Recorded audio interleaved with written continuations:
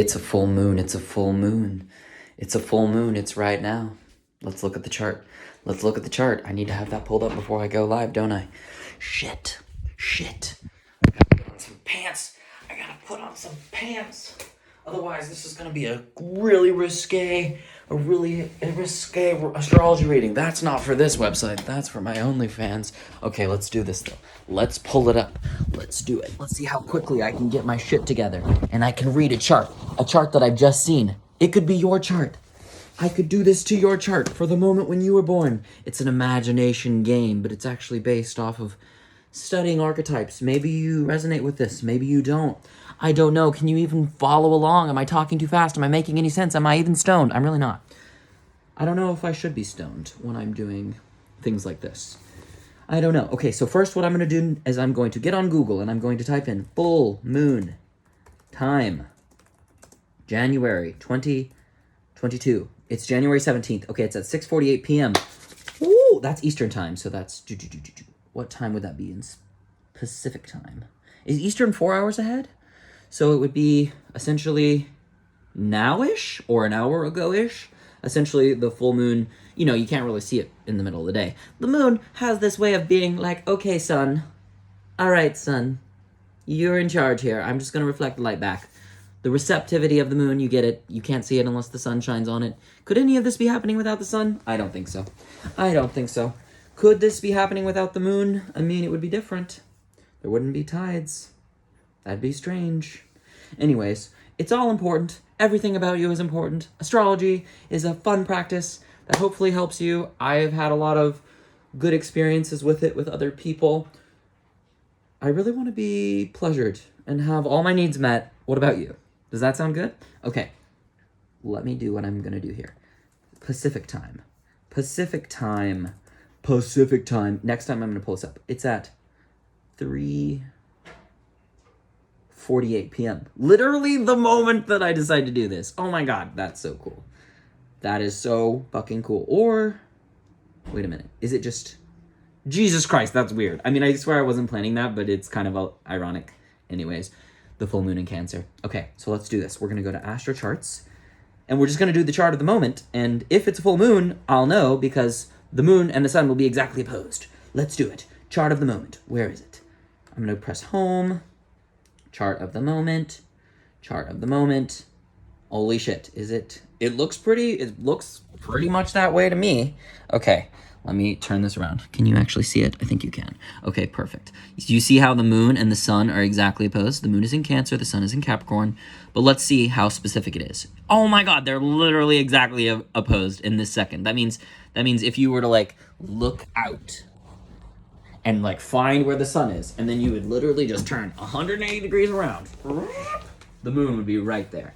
Now, obviously, we get into kind of eclipsey territory if we're right in the center of that, right? If the path of the moon and the sun are exactly. And because the North Node isn't touching the moon, I don't think that happens. I'm still trying to get a sense of the universe in my mind whenever I'm looking at a specific chart. It's the idea of calling everything that we experience in. But man, this is just one universe. This is just one galaxy. This is just one moment in time. But the point of astrology is to speak out about this new moon. And I feel like I'm in it. I'm part of it. I'm right now. What does it look like? Well, at this exact moment, the chart suggests Leo rising. Because of that, I want to start with where the sun is in this exact moment, because the ascendant is a really good place to begin. So I'm going to switch to the oldest house system in astrology, the whole sign house system, and I'm going to find where the sun is. The sun is in Capricorn in the 6th house. So the sun is conjunct Pluto, it looks like, from this point. Yes, Pluto is at 26 degrees and the sun is at 27, so they're pretty damn close.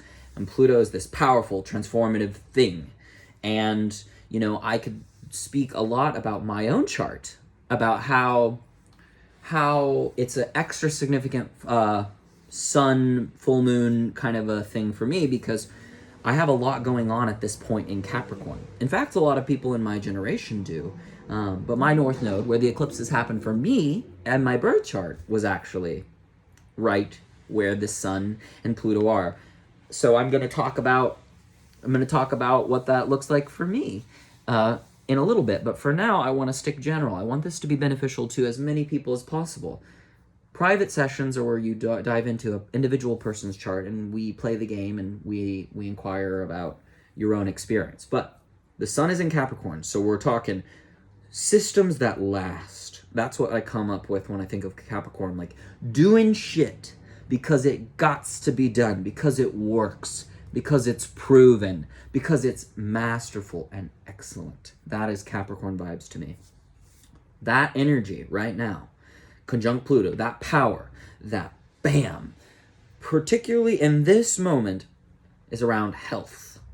It's around people who listen to you, your subordinates. It's around your like work shit. That would be this particular moment's chart. So I'm gonna lean towards that a little bit, as I'm sharing this. But I'm also gonna try to keep it general enough because I'm talking to tons and tons of people. But anyways, the structures, the permanent established structures, the stuff that you're doing all the time. Like, what is shit that you do every day? Eat, right? And what you eat changes, but you eat. You gotta eat. Capricorn may not be like Taurus, which is like, I'm gonna eat this delicious, comfortable, yummy thing. It's like, I'm gonna eat what I need to eat so I can climb the mountain. You know, it's like a mountain goat. It's like calories kind of an eating, as opposed to spices and herbs kind of an eating, right? So the Capricorn energy is here, the sun. The moon is exactly opposite. And the good news about the moon in Cancer is the moon is said to rule Cancer. So let your emotions rule. Share them. Express them. Reflect back your true feelings. Showcase. Boom. Boom. Put it out there. Those feelings. Those things. So here's the thing. The moon is yielding, right? You only see slivers of it because we're essentially blocking it to a degree, right? Like, the sun can only get to certain parts of the moon because the moon's orbiting us and we, the earth, sort of even obstruct ourselves a little bit from the light of the moon. So when you think about the moon in Cancer, this reflective, so it's yielding, you know, it is what it is. But right now, it's big, it's full, it's bright. And because it's raining in LA, I bet I'm going to really get to see it tonight if the clouds part. I mean, I do love the rain, so even if the moon decides to stay shrouded behind the clouds, that's fine. Of course, I'm going to accept whatever the weather does.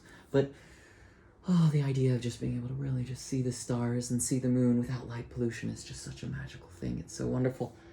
Let your feelings, your receptive side, your emotions, how you nurture yourself, let it be known to you and to others. Showcase those emotional things. It's being opposed by the sun. It's being opposed by Pluto. So there is this sort of like, the energy is going towards established structures, long-term stability. But right now, in this full moon, I would say balance that with your true feelings. Is there a way that you can be fully emotive and feeling it all, and also seeing that there's shit that needs to be done? Can you kind of find the balance between these two things? Because it's a powerful moment. It's a big energy moment, I think. Every moment is like that. But right now, the heavens would say, look at the moon. Look at it. And things that are happening in my life is I just found out that my friend got a job in something that seems really great. And we talked about feelings and emotions. And I was so grateful to have that conversation with her. You know? It's an interesting thing to consider. So we've got this opposition energy going, this divine light impulse into structure, into permanence, and the moon being like, but this is what I feel, and I want to be safe, and I want to be nurtured, and this is the moment. Like, find how this is all welcome here, even if it is going in separate directions. Find a way to build a bridge between all of it. Just breathe in everything that you need to do. Everything that needs to get done, all the stuff that's happening in the world, accept it all. Realize that you want to build something lasting. And whatever feelings need to happen, just flow with it. Just let them go. Let them be. That would be this interesting structure. I associate Cancer energy with mothering but you can get mothering from a man or a grandma or a grandpa. Like there's no, it's archetypal energy. Capricorn is more like structure and sturdiness and steadiness. I think of Capricorn, I get like the Great Wall of China